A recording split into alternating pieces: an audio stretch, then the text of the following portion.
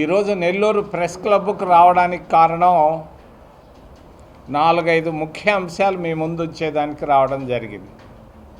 మొదటిది విద్య, రెండవది ఆరోగ్యం, మూడవది ఉపాధి అభివృద్ధి, నాలుగవది అవినీతి, 5 ఎస్సీ ఎస్టీ ఓబీసీల స్థితిగతులు ఆంధ్రప్రదేశ్ రాష్ట్రంలో.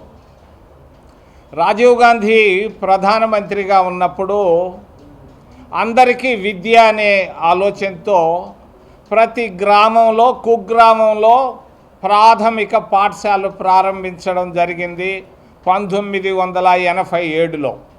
ప్రస్తుతం ఉన్నటువంటి ఆంధ్రప్రదేశ్ రాష్ట్రంలో 35,000 ప్రాథమిక పాఠశాలలు ఉన్నాయి. ఈ ప్రాథమిక పాఠశాలను కూటమి ప్రభుత్వం గత సంవత్సరం 5,000 తగ్గించింది. ఈ సంవత్సరం 5,000, వచ్చే సంవత్సరం 5,000. వాళ్ళ ఆలోచన 35,000 నుంచి 10,000కు ప్రాథమిక పాఠశాలలు తగ్గించాలన్న ఆలోచనతో ఉన్నారు. 3 లక్షల మంది విద్యార్థులు, పేద విద్యార్థులు బడికి పోకుండా మధ్యాహ్న భోజనం లేకుండా మరి కష్టాల్లో నష్టాల్లో ఇబ్బందుల్లో ఉన్నారు. ఆరోగ్యం గాలిలో దీపంలాగా తయారైపోయింది పేదవాళ్లకు. నెల్లూరు జిల్లాలో పేదవాళ్ళకి సరిపోయినటువంటి ఆరోగ్య కేంద్రాలు లేవు. ఉంది, డిఎస్ఆర్ ఉంది, కానీ చాలామంది ముత్తుకూరు, సూళ్ళూరుపేట అన్ని ప్రాంతాల నుంచి తిరుపతికి బరిగిస్తున్నారు. రూయా హాస్పిటల్ పోండి అని. రూయా హాస్పిటల్ పోతే కూడా అక్కడ లేవు సరైన పరిస్థితులు.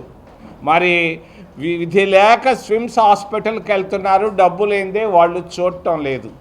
మరి కడప, నెల్లూరు, చిత్తూరు, తిరుపతి జిల్లాల్లో ఆరోగ్య విషయంలో పేదవాళ్ళది గాల్లో దీపంలాగా తయారైపోయింది. చంద్రబాబు నాయుడికి నేను సున్నితంగా హెచ్చరిక చేస్తున్నాను. ఆయన సింగపూర్లో ఉన్నాడు. పేదవాళ్ళని గురించి, ఆరోగ్యాన్ని గురించి, విద్యను గురించి ఆలోచించమని.